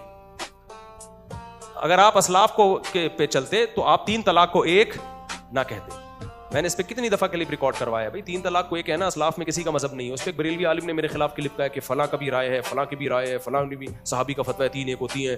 तो इतने कमेंट्स मेरे खिलाफ नेगेटिव कि मुफ्ती साहब ना फेंकने के माहिर हैं, इतनी बड़ी बात कर दी। हालांकि उन्होंने तो इतने हवाले दिए भाई, उन्होंने नाम बताए हैं, कोई सनद नहीं पेश की है। मैं भी कह दूं अब्दुल्ला बिन मसूद 3 को 1 कहते थे, अब्दुल्ला बिन अब्बास 3 को 1 कहते थे, हजरत इक्रिमा 3 को 1 कहते थे, फलाना 3 को 1। लोग कहेंगे अबे इतने हवाले दे दिए। अबे सनद तो दिखाओ, कहां है ये, किसने लिखा है और इसका रेफरेंस क्या है? कोई रेफरेंस नहीं है। कोई भी कहता है ना इब्ने अब्बास 3 को 1 कहते थे या फलां 3 को, कहीं भी नहीं है। कोई सनद दिखा दे। ज़ईफ सनद क्या, सनद ही नहीं है सिरे से। सही है ना, ऐसी हवाई बातें हैं। तो दावा करना आसान होता है, बातें करने पर गवर्नमेंट की तरफ से कोई पाबंदी नहीं होती। ला युअजिबन्नका मिन खतीबिन खुतबतुन हत्ता यकून मअल कलामी दलील। शायर ने कहा है कि किसी खतीब का खुतबा, उसका स्टाइल तुम्हें धोखे में ना डाले जब तक कि उसके अपने दावे पर अपनी बात के साथ दलील पेश न कर दे। तो वो दलीलें दे रहे होते हैं, फलाने देवबंदी ने भी लिखा 3 एक होती हैं, और फलाने सहाबी की भी राय थी, और फलाने मोहम्मद बिन इसहाक की भी राय थी कि 3 एक होती। मोहम्मद बिन इसहाक इमाम कब से हो गया फिक़ा का भाई? वो तो एक रावी है, मुअर्रिख है मोहम्मद बिन इसहाक, जिसके बारे में बड़ा इख्तिलाफ है कि वो सिक़ा था भी या नहीं था। अगर उसने 3 को 1 कह दिया तो वो तो आम लोगों की तरह का एक शख्स है। वो थोड़ी उतनी बुरी, मुअर्रिखीन की ऐसी वैल्यू थोड़ी होती है। इमाम अहमद हंबल कहते हैं मोहम्मद बिन इसहाक की हदीस अहकाम में हुज्जत ही नहीं है। तो जिसकी हदीस फ़िक़ी मसाइल में हुज्जत ना हो, उसको आपने इमाम कैसे बना दिया? अवाम देख रही होती है फलाने बिन फलान की भी यही राय है, फलान भी। तो भाई वो इतनी बड़ी चीज़ नहीं है कि उनकी राय को कोई वैल्यू दी जाए। तो इसलिए दावे ही दावे हैं, कोई बात है नहीं। अच्छा मेरे भाई मुफ्ती साहब, आप शादियों और फितरत में तरह भी देते हैं, मगर बहुत से बुजुर्गों और स्कॉलर्स कह रहे थे कि शादियों और लज़्ज़त सुकून में पढ़ने के बजाय जो लोग अल्लाह की रिज़ा जिहाद वगैरह के लिए हर वक्त तैयार रहते हैं और ज़िंदगी इसे प्यार नहीं करते, तो वही लोग काम करते हैं। तो ये सुनकर समझ नहीं आता कि क्या करना है, क्या दुरुस्त है। मेरा खोपड़ा घूम जाता है, एहसास कमतरी होने लगती है। इनका कहना यह है कि आप शादियों की तरगीब देते हो, बच्चे पैदा करो, शादियाँ करो, नेचर वाली ज़िंदगी गुजारो। बाज़ उलमा कहते हैं कि फिर दीन के काम का नहीं रहेगा, आदमी जिहाद में जाओ, ये करो वो करो। भाई साहब, ये सहाबा जिहाद भी करते थे, दे दनादन शादियाँ भी करते थे। नबी से ज़्यादा किसी ने दीन का काम किया है? 9 बीवियाँ एट ए टाइम रखी हैं। क्योंकि दीन, शादियाँ छोड़ के दीन करना ये रहबानियत है। ये क्या है? ये पादरियों का फलसफा है। पादरियों के यहाँ एक भी शादी नहीं होती थी, दीन के लिए वक़फ़ करो। फिर उसके जो साइड इफेक्ट सामने आना शुरू हुए तो अब उन्हें शादी कर ले, उससे तो बहरहाल बेहतर है जो तू कर रहा है ना, ये कर ले। उन्होंने इजाज़त दे दी है। सारे पादरी नहीं, कुछ पादरी ऐसे गलत होते हैं। वजह उसकी ये है कि इस्लाम सब चीज़ों को फोकस करता है, सब चीज़ों को फोकस करता है। तो इस्लाम ने दीन के काम के साथ साथ शादियाँ करने का हुक्म इसलिए दिया है। पहली बात, जिहाद में तो सबसे ज़्यादा ज़रूरत है शादियों की, क्योंकि जिहाद में सबसे ज्यादा मुजाहिदीन शहीद होते हैं। अगर बाद वाले मुजाहिदीन शादियां ना करें तो उन बेवाओं का क्या होगा? उनके लिए ट्रस्ट बनेंगे, सारा चंदा जो जिहाद में खर्च होना था बेवाओं की कफालत में खर्च होगा। फिर उनकी इज्जतें कैसे? तभी सहाबा के दौर में ऐसे भी हुआ है, एक जंग में 10,000 मुजाहिदीन शहीद हुए हैं, उनकी बेवाओं का मसला कभी खड़ा नहीं हुआ। फौरन एक ने 2-2, 3-3 करके उनको निपटा दिया। वो शहीद हुआ, तीसरे ने कर ली। हमारी सोसाइटी में एक बंदा मर गया ना, उसकी बेवा का बेड़ा गर्क। तो जिहाद में तो ज्यादा जरूरत है शादियां करने की, ठीक है ना, ताकि उन बेवाओं को ठिकाना मिले। और दूसरी बात यह कि इस्लाम चूंकि सबको देख के हुक्म बनाता है, इस्लाम कोई 2 बातें और है। नंबर 1, बेवाओं का ठिकाना क्या होगा? औरतें भी तो पैदा हो रही है ना। अगर आप दीन के काम में लग गए, मिसाल के तौर पर आपने कहा मैं बदनजरी के खिलाफ बयानात करूंगा, जिना को सोसाइटी से खत्म करूंगा, मैं फुल जुट जाऊंगा, इसमें शादियां वादी नहीं करूंगा मैं, तो आप कितना ही बयान कर रहे होगे ना, जब लड़कियों की तलाक होगी, बेवा होंगी, वो खुद जिना पे मजबूर होंगी। आपने, ये ऐसे है जैसे मैं चोरी की रोटी के खिलाफ बयान करूंगा, खाना नहीं खाने दूंगा, ताकि मैं पूरा बयान चोरी की रोटी के खिलाफ मेरा बयान रहे। दोबारा मिसाल समझाता हूं। मुझे किसी ने कहा मुफ्ती साहब तंदूरों से रोटियां बहुत चोरी हो रही हैं, लोग खाना निहारी चोरी करके भाग जाते हैं, लिहाजा आप इस पे बयान करो कि रोटियां लोग चोरी ना करें। मैंने कहा ठीक है, मैं अब शादियां नहीं करूंगा, कौम को चोरी से तौबा करवाऊंगा। मैं सारा बयान मैं किस पे करूंगा कि रोटी चोरी नहीं करो, और अब मैं खाना पीना भी छोड़ दूंगा, क्योंकि खाने पीने में जो टाइम लगता वो टाइम भी मैं बयान में लगाऊंगा चोरी के खिलाफ कि रोटी चोरी ना करो। नतीजा क्या निकलेगा? जब मुझे भूख लगना शुरू होगी, क्योंकि मैं भी आदमी हूं, मेरा भी पेट है, सबसे पहले खतरा यह कि मैं जो बयान कर रहा हूं ना वो खुद ही चोरी में पड़ेगा। एक दिन दिल बर्दाश्त हो जाएगा, यार बर्दाश्त से बाहर हो गया, चोरी कर खा रोटी। और जिनको मैं बयान कर रहा हूं ना चोरी नहीं करो, उनको भी मैंने मना किया, खाना खाने में नहीं लगना, रोटियां खरीदना, लाइन में लगना, ये टाइम वेस्ट, सारा फोकस दीन की खिदमत में लगाओ। चोरी को सोसाइटी से खत्म करो, खुदा की कसम वो खुद चोर बन जाएंगे थोड़े दिनों में, क्योंकि भूख खत्म नहीं हो सकती। तो अब दीन की खिदमत में जिना खत्म करना है या नहीं है? तो मैंने क्या किया, जिना को फोकस बनाया कि मैं जिना सोसाइटी से खत्म करूंगा। अब मैंने देखा यार मेरा एक शागिर्द ने शादी कर ली है, अब वो जिना के खिलाफ तो बयान ज्यादा कर नहीं रहा, पहले 1 घंटा बयान करता, आधे घंटे बाद घर से फोन आ जाते, अंडे लेते हुए आइएगा। मैंने कहा तू तलाक दे, अकेला जिंदगी गुजार। क्या वो खुद जिना में पड़ेगा कि नहीं पड़ेगा? तो ये आपकी बनाया हुआ फलसफा है कि हम दीन की खिदमत करेंगे, शादियां नहीं करेंगे। भाई शादियां करने से सोसाइटी में जराइम कम होते हैं, जिना खत्म होता है, चोरियां करप्शन कम होती हैं, ड्रग्स, क्योंकि खानदान बनता है तो बहुत सारी चीजों से एक दूसरे को रोकता है। तो इस्लाम को पता है कि शादियां करने से दीन की खिदमत ज्यादा होगी। देखने में लग रहा होगा खिदमत नहीं हो रही है, लेकिन प्रैक्टिकली हो रही होगी, सोसाइटी से जराइम खत्म हो रहे होंगे। और तीसरी बात यह कि इस्लाम ने शादियों को इसलिए भी फोकस किया है कि हम हमेशा के लिए नहीं आए हैं दुनिया में। हम रोज बरोज हमारी उम्र बढ़ती जा रही है, बूढ़े होकर कब्र में पहुंच रहे हैं। इस्लाम कह रहा है आप जितनी भी दीन की खिदमत कर लो, नई नस्ल ने आना है, तो आपकी नस्ल आएगी वो आपके मजहब पर, आपके अकीदे पर होगी। अगर आपने नस्ल नहीं बढ़ाई तो दुनिया में कुफ्र का ग्रोथ रेशो बढ़ेगा, दीन की खिदमत बहुत ज्यादा होगी, उसका आउटपुट बहुत कम होगा। बात समझ में आ रही है? दीन की खिदमत में आपकी मेहनत बहुत होगी, आउटपुट क्या होगा? अगली नस्ल में बहुत कम होगा। और अगर आपने ग्रोथ रेशो बढ़ा दिया, मेहनत आपकी दीन के लिए कम होगी, आउटपुट बहुत। अभी मुझे एक बात बताओ, इतने सारे लोग जो हम मुसलमान हैं, पाकिस्तान में कितनी आबादी है? बस ये बात करके बयान खत्म कर रहा हूं, 24 करोड़। इनमें से कितने करोड़ मुसलमान होंगे? 20 करोड़ तो मरे से मरे होंगे ही ना। तो ये 20 करोड़ मुसलमान क्या ये कन्वर्टेड है? कि पता है क्यों है? हमारे माँ बाप ने शादियां की और बच्चे पैदा किए, ये इसलिए। समझ रहे हो? अगर वो इतनी नस्ल ना बढ़ाते, दीन की खिदमत में लगे रहते, आज हम 10 करोड़ होते। और गैर मुस्लिम और मुस्लिम का रेशो कुछ वक्त के बाद जाके बराबर हो जाता। तो इस्लाम चाहता है रेशो किसका ज्यादा रहे, क्योंकि आबादी में जिसका रेशो ज्यादा होगा कल्चर उसी का चलेगा। आबादी एक बहुत बड़ी पावर है, तभी तो सियासतदान लोग अपने लोगों को बढ़ाने की कोशिश कर रहे होते हैं। समझ रहे हो ना? वोट बैंक, कराची में गवर्नमेंट ने कहा कि यहां 1.5 करोड़ लोग हैं, पूरा कराची चीख उठाना, अब हम लोग 3.5 करोड़ है, तुम झूठ क्यों बोल रहे हो 1.5 करोड़ है? तो कराची वाले क्यों बता रहे हैं कि हमारी आबादी ज्यादा है? भाई आबादी ज्यादा होगी तो हमें माना जाएगा कि इनके हुकूक भी क्या है, ज्यादा है, इनकी पावर भी क्या है, ज्यादा है। तो ये दुनिया इस पे आई है, हमारे वाले चूंकि दुम हिलाने वाले, उनको पता ही नहीं दुनिया में हो क्या रहा है। तो इसलिए इस्लाम ने यह भी कहा है कि भाई तुम मर जाओगे तो आगे भी नस्ल होगी तुम्हारी, तो कल हम, मेरे बाप शादी ना करता, औलाद ना होती, मैं थोड़ी दीन की खिदमत कर रहा होता, मैं तो 30 नंबर पे पैदा हुआ हूं। हाँ 30 नंबर पे। तो 2 बच्चों के बाद अगर मेरे वालिद की औलाद ना होती तो मैं तो नहीं आता। तो और मेरे वालिद साहब दीन की पूरी फोकस करके ना कि 2 बच्चे ही अच्छे दीन की खिदमत करो, वालिद साहब के दुनिया से जाते ही वो दीन की खिदमत भी क्या हो जानी थी, खत्म। मेरे वालिद साहब ने थोड़ी खिदमत की, तबलीग में वक्त लगाया, इतने बच्चे हुए, एक को आलिम बना दिया। तो अब रिजल्ट के एतबार से खिदमत कम हो रही है, ज्यादा हो रही है? तो भाई काम तो लोग करते हैं, तो लोग मार्केट में आएंगे तो काम होगा, ग्रोथ रेशो कम होगा तो काम ही नहीं होगा। वर्क की डेफिनेशन क्या है? वर्क जो नेचर काम कर रही होती है ना, उसको वर्क नहीं कहा जाता। वर्क जो बंदे काम कर रहे होते हैं उसको वर्क कहा जाता है।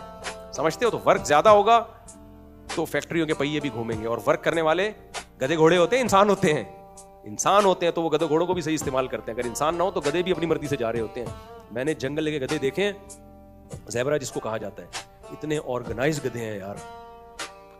चलो फिर ये कभी डिटेल बताएंगे।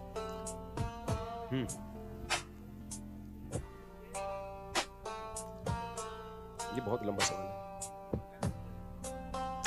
ये आप जमा कराते, मैं तसल्ली से पढ़ूंगा इसको, फिर आप जबान से बताते हैं मुझे। हाँ। बिल्लियां हाँ बिल्लियां रखी हुई हैं, नहीं बच्चे पर बाप की इताअत लाजिम है, उसको चाहिए निकाले घर से। नहीं बच्चा गलत कर रहा है, अगर अब्बा को घर में बिल्लियां पसंद नहीं है तो बच्चे पर लाजिम है कि वो घर से बाहर निकाले, बच्चे समेत बिल्लियों को घर से बाहर निकालते हैं। थैले में बच्चा भी डालें, बिल्लियां भी डालें, उनको कहीं पहाड़ पे रख के आ जाए।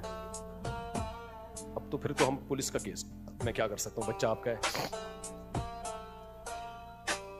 नहीं, उसको मेरे पास ले आए, मैं उसको समझाऊंगा, थैले में डाल के बिल्लियों के साथ ही ले आए। देखिए, अब जब बाप का भी फोन नहीं उठा रहा तो मेरा तो बच्चा ही नहीं है, जब बाप की नहीं सुन रहा तो मेरी कहां से सुनेगा ना। मैं दुआ करता हूँ अल्लाह उसको हिदायत अता फरमाए।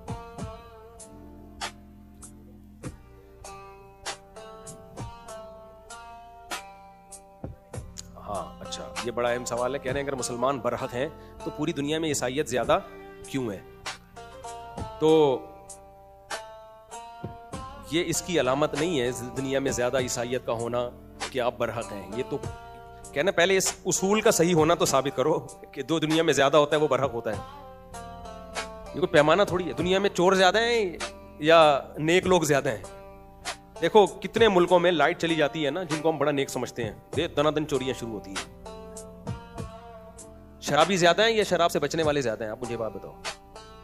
शराबी ज्यादा है। अगर पूरा दुनिया का रेशो निकालो, गैर मुस्लिमों को भी इसमें शामिल, तो क्या शराब सही है? दुनिया में निकाह करने वाले ज्यादा हैं या जिना करने वाले ज्यादा हैं? अब जिना करने वाले ज्यादा हो गए हैं। क्या जिना करना ठीक है? तो ये कोई दलील है ही नहीं। और दूसरी बात, ईसाइयत दुनिया में ज्यादा है, लेकिन प्रैक्टिसिंग ईसाई दुनिया में 4-6 बचे होंगे। सिर्फ इतने ईसाई हैं कि हम यानी क्रिश्चियन माँ बाप के यहां पैदा हुए हैं, मुंह से बोलते भी नहीं अपने आप को ईसाई, चर्च कभी जिंदगी में भी नहीं गए। मुसलमान ईसाइयत के बाद दूसरा बड़ा मजहब है, लेकिन 99% प्रैक्टिसिंग है। मैं नहीं कह रहा 100% इस्लाम को फॉलो करते हैं, लेकिन मेजर हकाम में फॉलो करते हैं। हमारी जुम्मे के दिन मस्जिदें दे दनादन भरी भी होती हैं। रमजान आता है, पूरी दुनिया को पता चलता है रमजान आ गया इनका। ईसाइयों का रमजान पता चलता है कभी कब रोजे आए कब गए। तो हमारा तो पूरा सेटअप, पूरी दुनिया में जहां भी जाओ, जिस मस्जिद में अमेरिका कनाडा में नमाज पढ़ी, कहने चर्च था, ईसाइयों ने हमें बेच दिया कि बंदा ही नहीं आता कोई। तो प्रैक्टिस कौन कर रहा है? तो आप ये सवाल उन पे घुमा दें कि पूरी दुनिया में फॉलो सबसे ज्यादा मोहम्मद सल्लल्लाहु अलैहि वसल्लम को किया जाता है, ये क्रिश्चियनिटी को किया जाता है। यार साफ वाज़ेह है, फॉलो किसको किया जाता है दुनिया में सबसे ज्यादा? सय्यदुल अंबिया मोहम्मद सल्लल्लाहु अलैहि वसल्लम। ईसाई पादरियों की दाढ़ियां नहीं है, हालांकि ईसा अलैहिस्सलाम की दाढ़ी थी। ईसा अलैहिस्सलाम निकाह के कायल थे, जिना के कायल नहीं थे। ईसाइयों में जिना ज्यादा है और मुसलमानों में निकाह ज्यादा है। ईसाइयों में शराब ज्यादा है, मुसलमानों में शराब से बचने का रेशो ज्यादा है। ईसाइयों में चर्च जाने का रेशो कम है, मुसलमानों में मस्जिद जाने का रेशो 20 गुना ज्यादा है। ईसाइयों में जो हजरत ईसा की तालीमात थी, नाखून काटना, बगलों के बाल साफ करना, ज़ेरे नाफ बाल साफ करना, ये सारी तालीमात हजरत ईसा अलैहिस्सलाम की भी थी, क्योंकि हदीस में आता है ये सब पैगंबरों की तालीमात हैं। मिसवाक हजरत ईसा अलैहिस्सलाम की तालीमात थी। तो ये सारी चीजें आपको मुसलमानों में मिलेंगी। ईसाइयों में तो मैंने बताया कि मैंने ऑस्ट्रेलिया में एक आदमी ने बनियान पहना हुआ था, मैंने कहा ये जूते का डब्बा निकालना, जब उसमें यूं किया है ना, तो अभी मैं अफ्रीका के जंगलों से आया हूं, मैंने कहा इधर का व्लॉग बनना चाहिए भाई, उधर जंगलों में होश होते होते बचाऊं। किसी कौम का मजाक उड़ाना मकसद नहीं है। ये सारी चीजें मुसलमानों में ज्यादा है। मुसलमानों की ईद देख लो, ईसाइयों की ईद देख लो। मुसलमानों की ईद उसी तरह है जैसे 1400 साल पहले थी। ईसाइयों की ईद तब्दील हो चुकी है, जो क्रिसमस जिस तरह से हो रही है रात के वक्त। हालांकि मजहबी त्यौहार हमेशा दिन में होते हैं, रात को होते ही नहीं है। उनकी तो सब कुछ फिनिश हो गया, खत्म हो गया। हमारा तो सब एज इट इज बाकी है। हमारे नबी की तालीमात बाकी है, हमारे पास कुरान बाकी है, सारी चीजें बाकी हैं। और हम हजरत ईसा को रिस्पेक्ट भी उनसे ज्यादा देते हैं। एक ईसाई ने मजाक उड़ाया देवबंद के एक आलिम का ना, कि तुम्हारी क्या इतनी बड़ी दाढ़ी। उन्होंने कहा कि कैसा चेहरा बनाया? उन्होंने कहा वैसा जैसा ईसा अलैहिस्सलाम का चेहरा था, वैसा बनाया है मैंने। ठीक है, तो प्रैक्टिसिंग ईसाई तो बहुत थोड़े से, अभी मैंने वो एमिश कौम है ना अमेरिका की, उनका व्लॉग बनाया था, थोड़े से लोग रह गए प्रैक्टिसिंग। फिर भी हम ईसाइयत को दूसरों की निस्बत फेवर देते हैं। इस्लाम के सबसे ज्यादा करीब अगर कोई मजहब है तो वो ईसाइयत है। और ईसाइयों में कुरान ने उनकी तारीफ भी की है, इनका दिल नरम होता है, इनमें इस्लाम में कन्वर्ट होने का रेशो सबसे ज्यादा है। तो ये दिल भी इस्लाम का है। तो इसलिए प्रोपेगेंडे की बात है और कुछ नहीं। जी अच्छा, माशाल्लाह। हम काकड़ जाइए, हमारे बहुत से रिश्तेदार यूसुफ जाइए, हकीकत है, कक्के जाइए।